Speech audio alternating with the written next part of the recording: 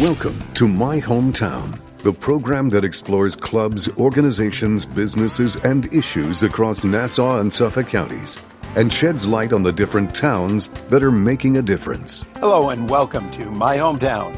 I'm Bill Horan, coming to you live via Zoom and being socially distant as recommended. Today we're going to learn about the Filipino Children's Fund, a nonprofit organization based here on Long Island that's concerned about the future of children of the Philippines, the majority of whom live in poverty. Today we welcome, as our guest, Lara Ciamician, and their Executive Director, Evangeline Manjares, their President. Lara and Evangeline, welcome to My Hometown on the voice of Nassau Community College, 90.3 WHPC. Thank you. Good to be here. Now, let's start off by asking you how this pandemic, this COVID-19 pandemic, has affected you personally. And let's start with Lara. How it's affected me personally is I miss the social interaction with people, the in person, especially with our Filipino Children's Fund. It's all about, a lot of it is being social and reaching out to the community, reaching out to the Filipino American community and asking for donations for our group. Evangeline, how about you? How has it affected your personally and your operations within the fund? Well, it was a little bit depressing because usually during the summer, spring months, we do the fundraising. We do it here in the house. Actually, we have a big yard here, and we had concerts and just get together just to raise funds. Has anybody in your family or within the organization actually gotten the virus? I haven't heard of any, so thank God for that. I was going to say, that's a good thing. Well, if we get a no answer to that, that's the best we can hope for, and that's great. Would you tell us about the Filipino Children's Fund, when it was started and why? So the group was started in 1986 by fellow Filipino Americans based here in the U.S., and they saw the need of raising funds for impoverished families and children in the Philippines. And other than that, just a need for it. How was it started? How did it come? Physically, did just two people start it, or was it a club of members, or was it a branch off from something else? Well, I don't think it was organized by a few Filipinos here in New York. It really started here. And how did I get involved, and how did Lara get involved in this whole Filipino Children's Fund? Believe it or not, when I was the Dean for Financial Aid, somebody was in my office, a Caucasian guy who was involved in the Filipino projects here in New York, and he had asked me whether I was interested in becoming a member of the board. So I did, and knowing that I always would like to contribute to individuals and communities, I sincerely said yes. So that's how I started getting involved in the Filipino Children's Fund. And now I have become the president and Lara the executive director. And this happened, I would say, about 15 years ago. Lara, how about you? Well, I joined FCF because I want to give back to the Philippines. I've been there, and some of the parts of the country, poverty is rampant. And having seen that, it's made an impact on me, and it's mobilized me to take action. Now, is this a full-time position for you? For me, it's a part-time position. About how much time a week does it necessitate? Let's put it that way. I would say it takes 15 to 20 hours per week. Because people, I don't think, realize when we have volunteers, even organizations that we might be part of, a PTA or a school board, Sure. How much time some of our leaders have to put in. I always like to thank them after a meeting. And sometimes they look at me like, why are you thanking me? I said, because I realize it's easy to be at the meeting and say something and be the leader. But if you do it correctly, there's a lot of homework that goes into that every week, and spare time when you could be out enjoying your friends, socializing, or doing whatever you like to do. You're right. You're absolutely right. Yes. What are the goals and objectives of the fund? If someone came up to you and said, what are you aiming for at the end of the year or the decade? What are the goals and objectives? Well, our goal is really to help the children in the Philippines. That's why it's called the Filipino Children's Fund. the main purpose is to improve the lives of the impoverished children and families in the Philippines. That's why we fund various projects in the Philippines. And our most recent project is the mushroom project. And the mushroom project, as you know, mushrooms are very popular in the Philippines. In order to have more shell life to these mushrooms, they're being dried and they still have the same nutrients as the fresh mushrooms. These dried mushrooms can be used for soups, vegetables, and pickles. So parents are selling these, and one way or the other, they are able to make this as a source of their income. This is one of the projects that we have now recently. Now, when you said the mushroom project, I really thought of that because the mushroom is kind of a cute symbol. And I've seen that on things. And I think years ago, they used to have a toy or something out with it. But you're actually talking about mushrooms, the vegetable. Yeah. Now, so fill us in a little more because that sounds interesting, and also the image of it on a T-shirt or something. I think it would be kind of a cool thing to have, mushroom project up here. I'm sure everybody would ask me about it. So, as part of that, is it teaching them how to farm or to grow mushrooms or to can them? Well, it's really headed by somebody who is a chemist and who knows exactly what to do with these mushroom projects. Otherwise, we wouldn't be able to give funding to this group without somebody leading the project. So that is part of their proposal. Lara, are you involved in this also? Yes, I'm involved. I would like to share, the mission. The mission of FCF. You could relate it to that proverb or Bible verse. You give a poor man a fish and you feed him for a day, and then you teach him to fish and you give him an occupation that will feed him for a lifetime. So a lot of our projects are like that. Just to give you another example of another project we have is we donated money to a not-for-profit in the Philippines, and they focus their projects on youth. Unfortunately, this youth, they've been abused. They come from broken families. They are exploited. And so this program teaches them how to farm, how to raise pigs, how to raise different farm animals. And then they go the next step. They make meat, they make sausages, they make ham, and then they sell them to the public. So it teaches them it gives them a road to a job, to a livelihood. So that way they're not going back to this abusive family or being hurt. So that's one of our projects that we funded recently. I think that's fantastic. And to our audience, if they're like me anyway, when we think of another country, it's tough enough raising money here or doing something, Girl Scout cookies, or for a school board or a PTA project, Little League. But you're actually doing something in another country to teach people how to benefit themselves in the long run. And that must be very difficult. Do you actually go down there and conduct these classes? Do you have teachers there? Do you have a group that does this periodically, once every 3 or 4 months? Well, we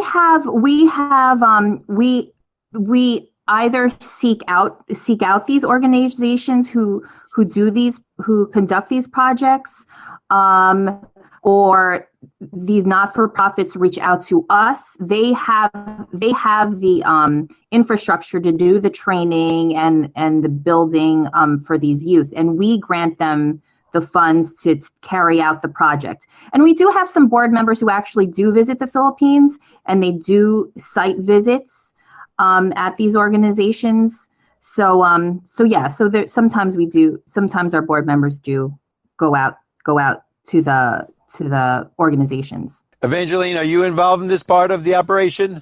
Yes, we work closely with Lara.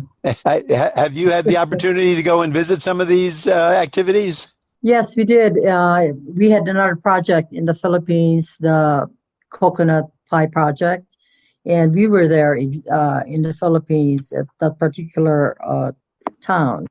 And I was pleased to see that the project is doing very well. Now, if I may add, the Filipino Children's Fund works closely with local agencies here. We had worked with Nassau County government and also Catholic charities. During that big typhoon way back in, I would say 5 years or 7 years ago, we were able to send MREs to the Philippines, and also worth millions of dollars of medications from Catholic charities. And FedEx helped us send those medicines and MREs to the Philippines. Ladies, at this point in the show, I'd like to let our listeners know that if they're just tuning in, they're listening to My Hometown on the voice of Nassau Community College, 90.3 WHPC. I'm Bill Horan, and today we're talking about the Filipino Children's Fund, a nonprofit organization based here on Long Island that's concerned about the future of the children of the Philippines, the majority of whom live in poverty. And our guests today are Lara Ciamician, their executive director, and Evangeline Manjares, their president. How do you actually raise money here? This is a wonderful act that you're doing, but with so many people being tapped for things, I think every day I open the mail, I get 4 to 7 letters that will just ask me to donate to an organization. And the next day I'll open up another group and and then sometime they'll recycle again. I'll go back into the loop. So what kind of activities do you run that raise funds? Well, we have had concerts.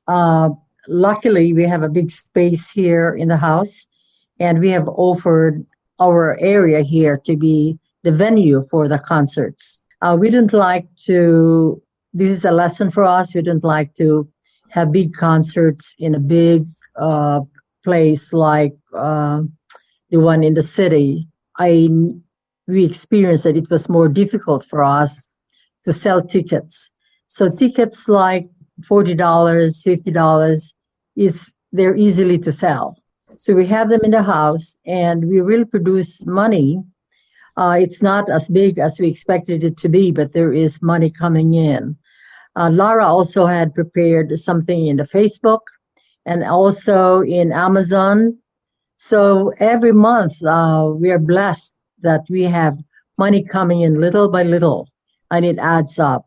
So we have money right now that we can easily share with the poor people in the Philippines. We're just waiting for them to send us a proposal, what they want to be funded. When you say concerts here at the house, our audience, and myself included, we don't know where you're specifically referring to. So where is that? Here in Dix Hills. In Dix Hills, okay. And is that literally, is that a house office or is that someone's house when you say it? It's our house. Okay. So they're really literally coming to a house and hearing a concert. That's correct. Okay. That sounds like a good deal. Now, this, we talked about it early in the show because it's such a pervasive topic today, but Lara, can you tell us your efforts and all of your work, everything, of course, seems to be affected by the pandemic. How we can operate. For instance, if you have a concert, you can't put in as many people as you put in a limited area as before. And even if you're allowed to have the concert, I think we're limited at different times to 10 people to a home, or if it's a public place and there has to be social distancing. How does that affect you, and what have you had to do with your operation? Yeah, recently, a lot of our fundraising is through social media and word of mouth. Through our website, but we have to start thinking creatively. Maybe we can have a concert online via Zoom. So it's been tough. I just like to add to what Lara said. It's in the works now. Somebody is preparing a concert now. In fact, next week will be his taping. Well, that's a great way to do things, because we're all learning new things. Everywhere I go, I see something. And I tell people, to me, one of the best innovations is, if you recall, we all talk about being patient in a doctor's office because we've waited there for so long. Now you go in and they want to get you in and out as fast as possible. And it shows they can do it because you barely sit and wait, and they take you right in. They don't want the transfer of germs. So there's new ways that we learn to do things. We're doing our show by Zoom, and it's convenient. We can talk to people all over the world or right here on Long Island. So it's a win-win for everybody. Tell our audience, a lot of us hear the term the Philippines, but where are the Philippines on a map? And can you tell us a little bit about the history of the Philippines? So the Philippines is in Southeast Asia, and we can go back to the Spaniards. They occupied the Philippines for 300 to 400 years. It first started when Ferdinand Magellan landed in the Philippines, and he founded the Philippines on behalf of King Philip II of Spain. And like I said, they were there for 300 to 400 years. And it finally became a republic in 1899. And then just for a few years till 1901. And then the Americans came and colonized the country. And they were there till 1946. Now, your fund is a nonprofit organization. Is that correct? Correct. Yes. Mm-hmm. Now, when you raise the funds, what happens? Does somebody make a proposal to you from the Philippines and say, I would like to open up a library or a school or a business project or something like that? Yes. We have, organizations can submit proposals to FCF. We have a September deadline and we have a February deadline. Organizations usually find us online. They Google us, or we have, like I said, we have board members who will seek out organizations that match the mission of our group, and then we will ask them to send a proposal to our organization. And Evangeline, did you want to add anything to that?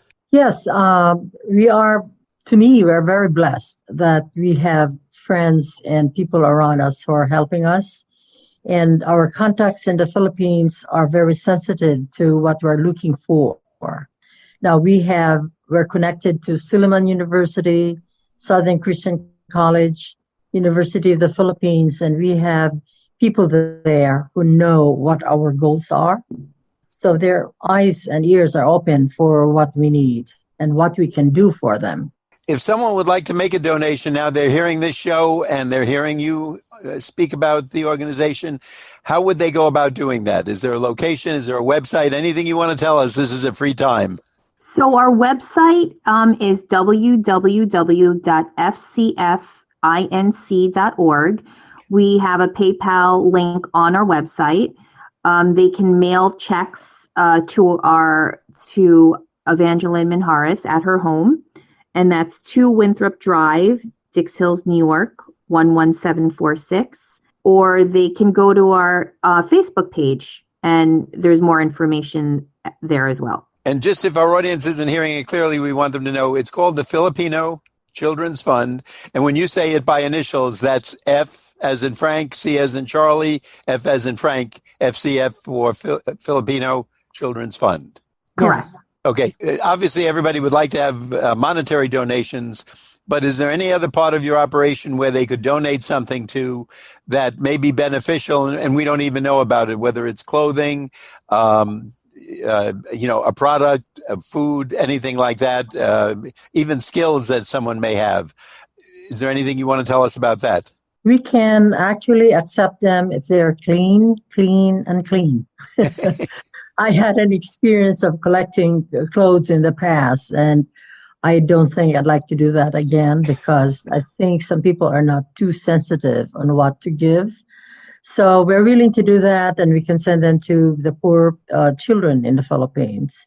That's out of our goals, but I'm always ready to be flexible in terms of how to help.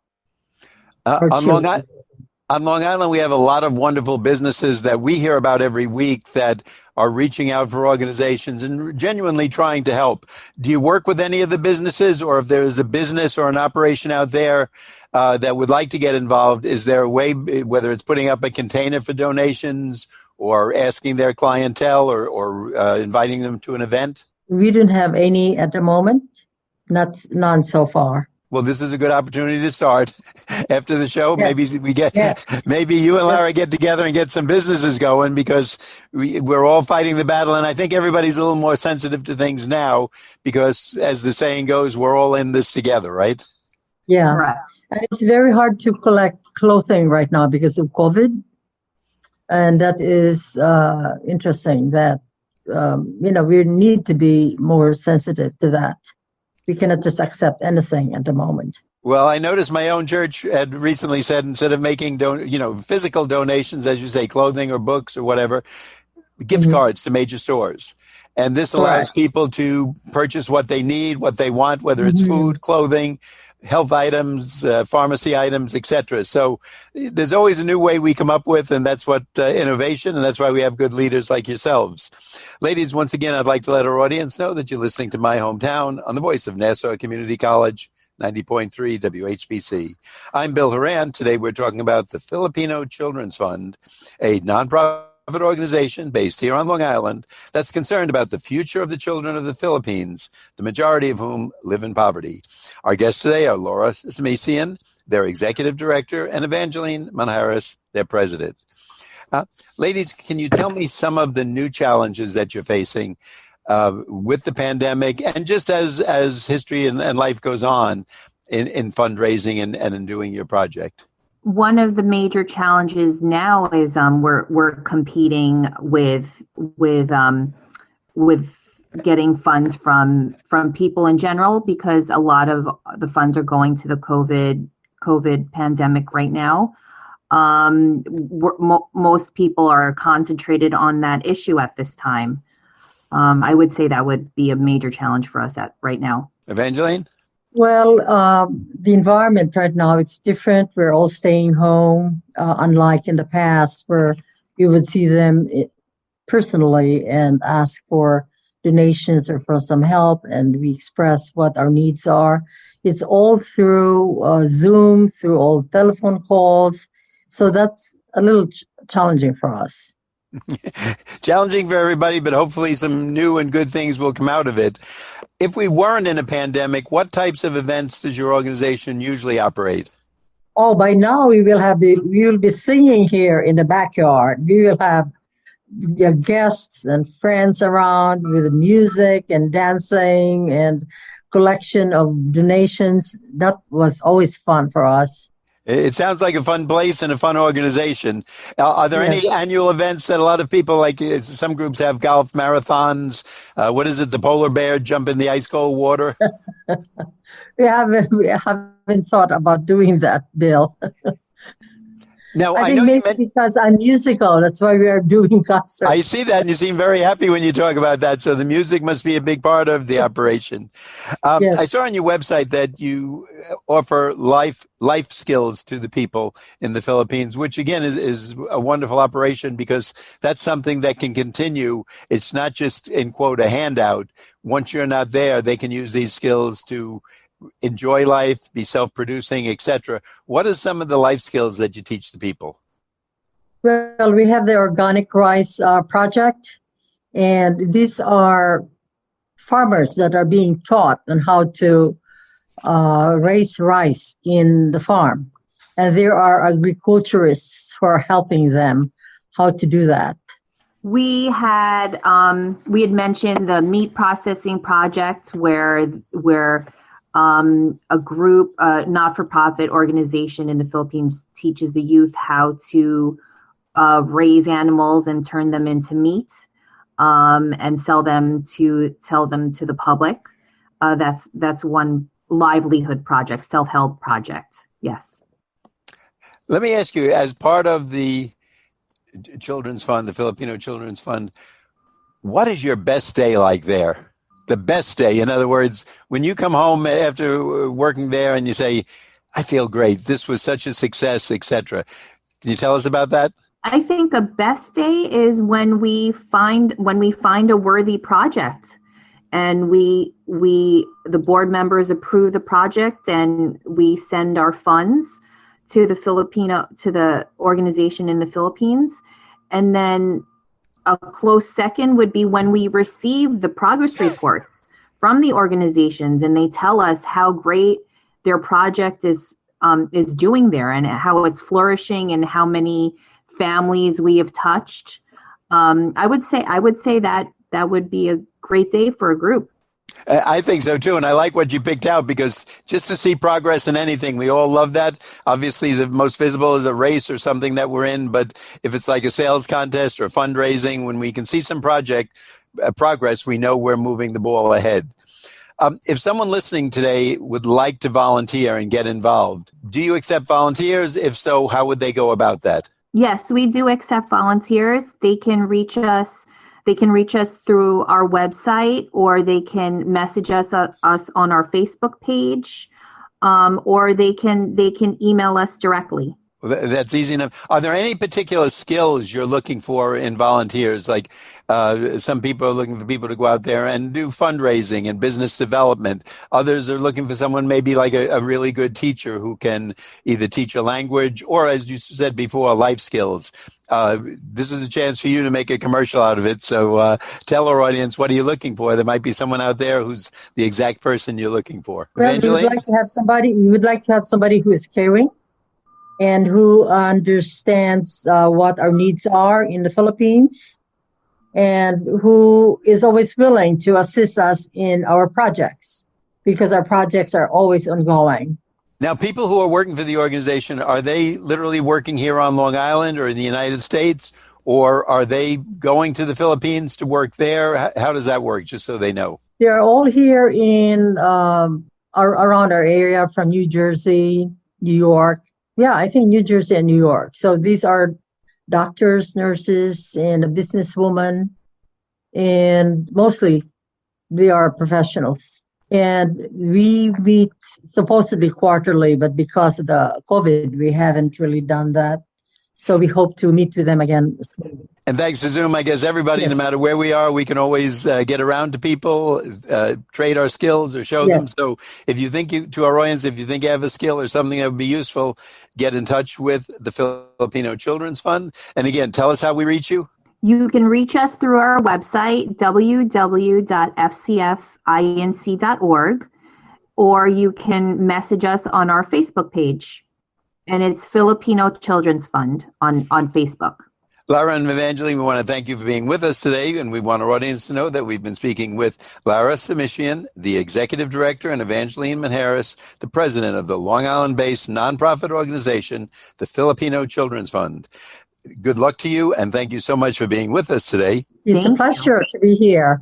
I'd like our audience to know that I'm Bill Horan. We thank you for listening to this week's special edition of My Hometown. We'd like to get your feedback on My Hometown. Send your comments to WHPC@ncc.edu. Nassau Community College, where success starts and continues. Till next time, this is Bill St. James. And remember, there's no town like your hometown.